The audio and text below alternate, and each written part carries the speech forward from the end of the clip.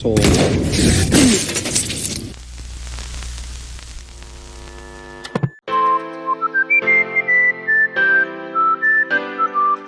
guys, kembali lagi bersama saya Indra. Bagaimana kabar kalian? Apakah sehat? Saya doakan selalu sehat ya, serta dimudahkan dan diberi rezeki yang melimpah. Pada kesempatan kali ini saya akan membahas salah satu film keren yang berjudul Don't Dance. Dan seperti biasa, saya tak akan banyak berspoiler di awal. Jadi mari langsung saja kita masuk ke dalam alur ceritanya. Dan saya ucapkan selamat menonton.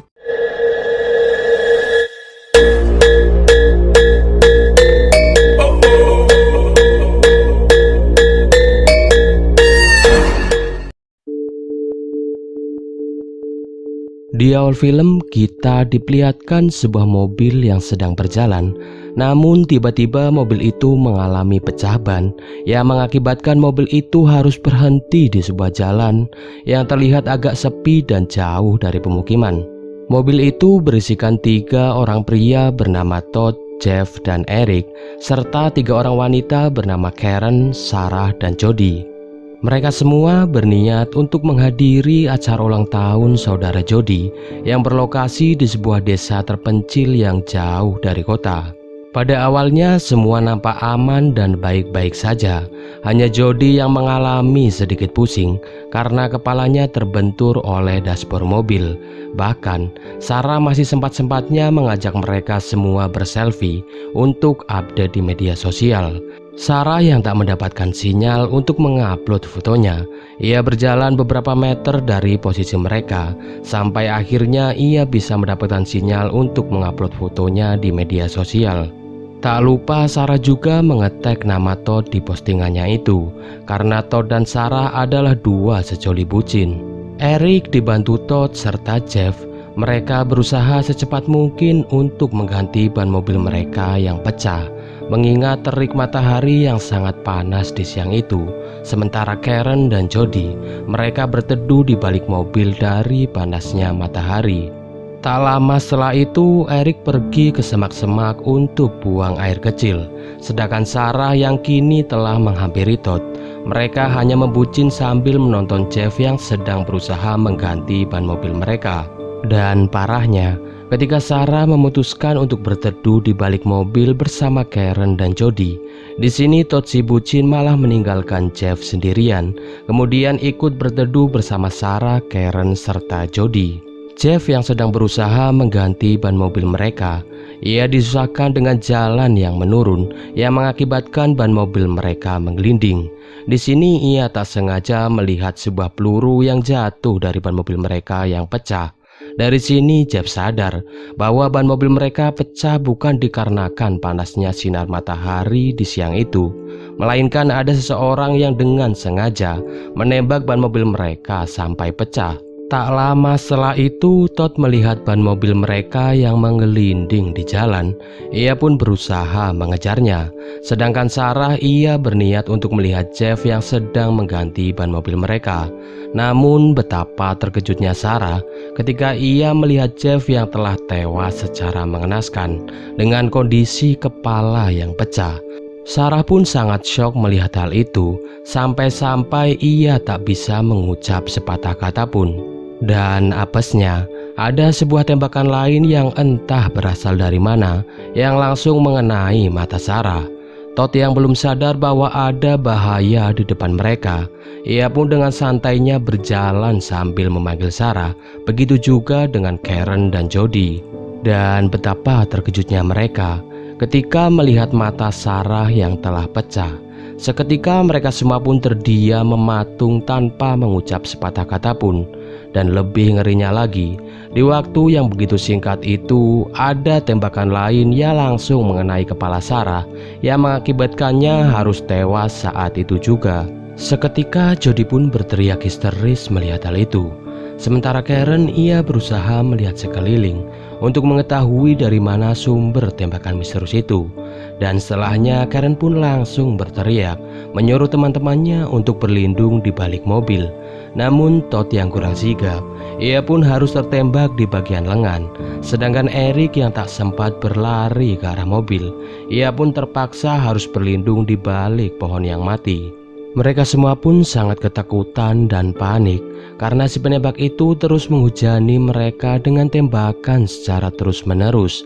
Ditambah lagi mereka yang tak tahu harus melakukan apa karena kini posisi mereka telah terkunci oleh si penembak misterius itu. Bahkan Jody sempat berteriak histeris ketika kepalanya terkena serpian kaca yang pecah karena tembakan misterius itu. Karen pun berusaha menenangkan Jody. Berjam-jam mereka semua pun terjebak di kondisi yang begitu mengerikan, sampai di mana Todd yang tak bisa menahan emosinya. Ia memukul-mukul bagian mobil sambil memaki-maki si penembak misterius itu. Di sini Jody serta Karen pun berusaha untuk menenangkan Todd. Kemudian mereka semua pun berpikir keras mengenai dari mana sebenarnya sumber tembakan itu. Di sini Karen yang merupakan anak seorang tentara, ia menyimpulkan bahwa mungkin si sniper itu berada agak jauh dari tempat mereka.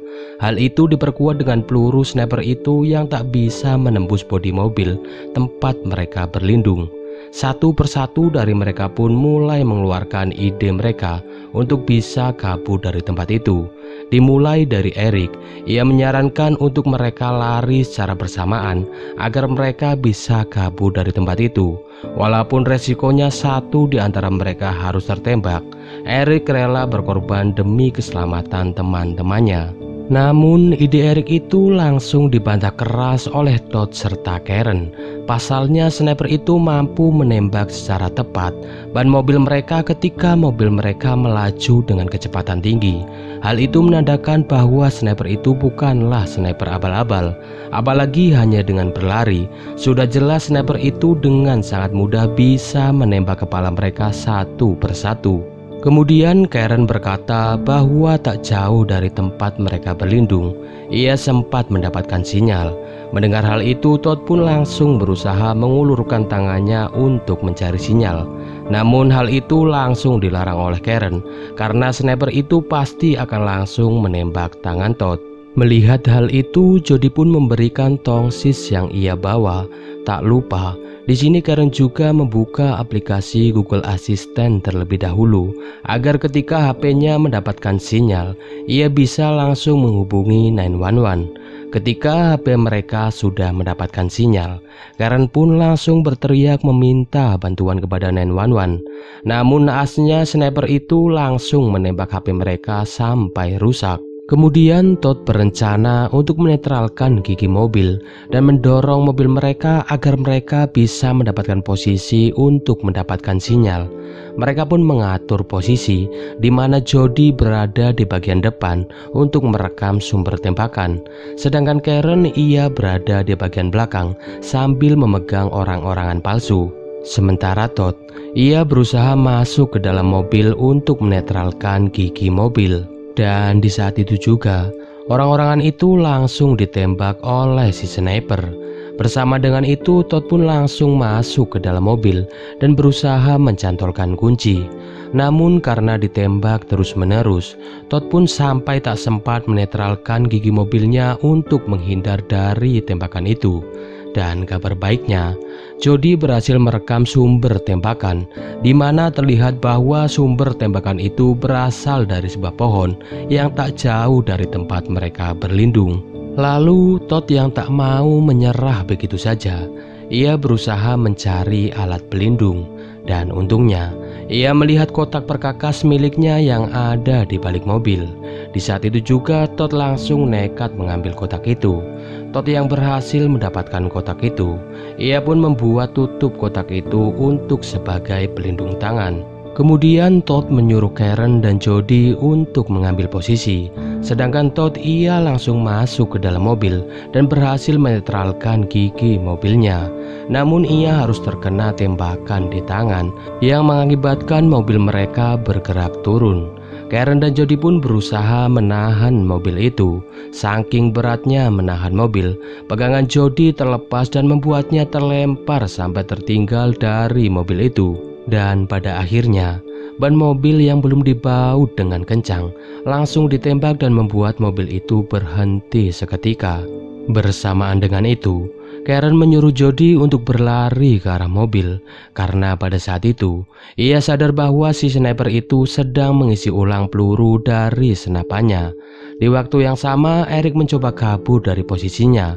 Namun naasnya ia harus tertembak di bagian kaki oleh si sniper, yang mana hal itu mengakibatkan Eric kini hanya bisa pasrah serta tak bisa kemana-mana dengan kondisi kaki yang sudah tertembak keduanya.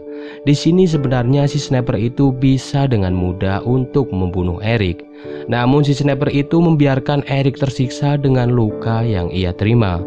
Tak lama, Todd melihat sebuah botol air yang masih tersisa di dalam mobil. Dalam kondisi sulit seperti itu, mereka semua pun diharuskan untuk berbagi meski semuanya sama-sama haus. Namun ketika Eric berusaha meminum air itu, tiba-tiba tangannya langsung ditembak oleh si sniper yang membuatnya merasakan penderitaan yang begitu menyakitkan. Sementara si sniper, ia terlihat dengan santainya menikmati minuman dan bekal makanan yang ia bawa. Kemudian Todd yang melihat jasad pacarnya sedang dimakan oleh burung. Ia pun nampak kosong dan putus asa. Dengan santainya ia berjalan menghampiri jasad Sarah yang berada di tengah jalan. Namun anehnya si sniper itu tidak langsung menembak Todd. Bahkan Todd masih sempat mencium pacarnya dan menggenggam tangan Sarah di tengah jalan. Sementara Eric yang sudah sekarat, ia melihat seekor serigala yang mulai mendekati dirinya. Di sini Eric pun sudah pasrah kalau serigala itu akan memakan dirinya. Sedangkan Todd yang menantang si sniper, ia tak sengaja melihat sebuah mobil yang melintas dari kejauhan. Todd pun langsung melambaikan tangan untuk meminta pertolongan. Namun di saat itu juga, si sniper langsung menembak Todd yang mengakibatkannya harus tewas terjatuh di samping jasad pacarnya. Dan kini yang tersisa tinggallah Karen dan Jody. Mereka pun berusaha meminta bantuan kepada si pengemudi mobil. Namun apesnya ketika wanita itu sudah melihat Karen dan Jody, tangan wanita itu langsung ditembak oleh si sniper, yang mana hal itu mengakibatkan mobil itu oleng sampai menyenggol mobil Todd yang ada di depannya. Tak lama wanita yang membawa mobil itu pun mulai sadar, walaupun dengan luka yang agak serius. Namun naasnya di saat itu juga, si sniper langsung menembak wanita itu sampai tewas. Begitu juga dengan suaminya yang berusaha menyelamatkan anaknya yang terlempar. Ia terus diteriaki oleh Karen dan Jody agar tetap berlindung di balik mobil. Kemudian Karen menyuruh om itu untuk menelpon 911 karena kebetulan posisi om itu ada dalam posisi yang mendapatkan sinyal. Namun si sniper yang tak kehabisan akal, ia terus menembaki tangki mobil itu sampai bocor. Alhasil mobil itu pun harus meledak yang mengakibatkan om itu harus tewas terbakar. Sedangkan di pinggir jalan, perlahan anak dari kedua orang tua itu pun mulai terlihat sadar. Namun kembali lagi, dengan kejamnya si sniper itu langsung menembak anak itu sampai tewas saat itu juga. Karen dan Jody pun sekarang hanya bisa pasrah setelah melihat kekejaman dari si sniper yang tak berotak. Namun ketika Karen melihat api dan kepulan asap yang ditimbulkan oleh api itu, ia memiliki ide yang mana mereka berdua harus beraksi pada malam hari.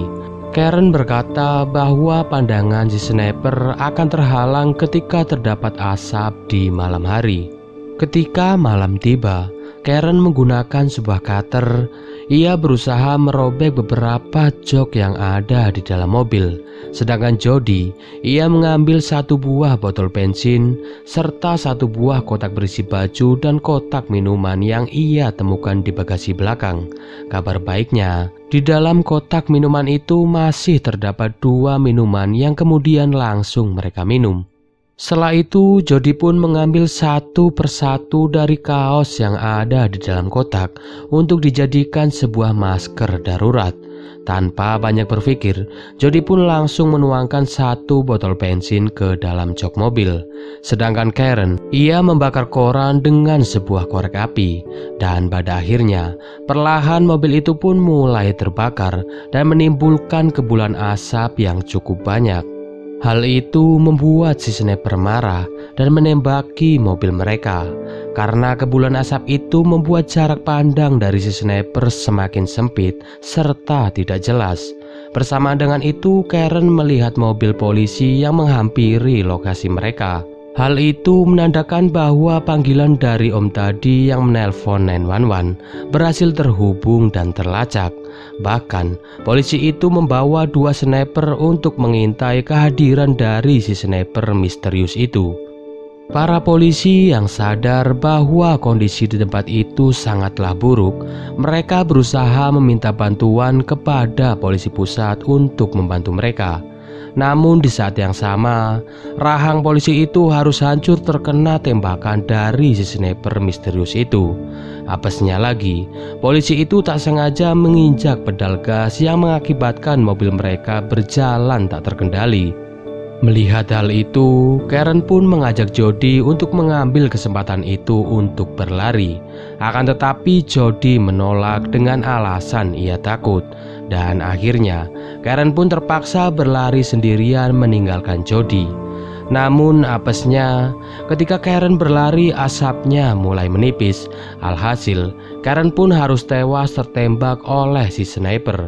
Dan sekarang polisi yang tersisa tinggallah 2 yang tadinya 4. Di saat itu juga Jody nekat berlari ke arah mobil polisi itu yang tak jauh dari posisinya. Di momen ini terjadi sebuah adu tembak yang mana si sniper itu bisa menewaskan 2 polisi yang tersisa.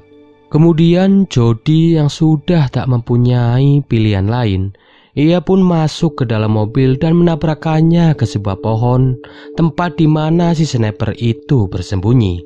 Alhasil, si sniper itu pun terjatuh dan tergantung di tali yang mengikat tubuhnya. Sedangkan Jody, ia pun langsung berdiri dan berusaha mengambil senapan yang terjatuh.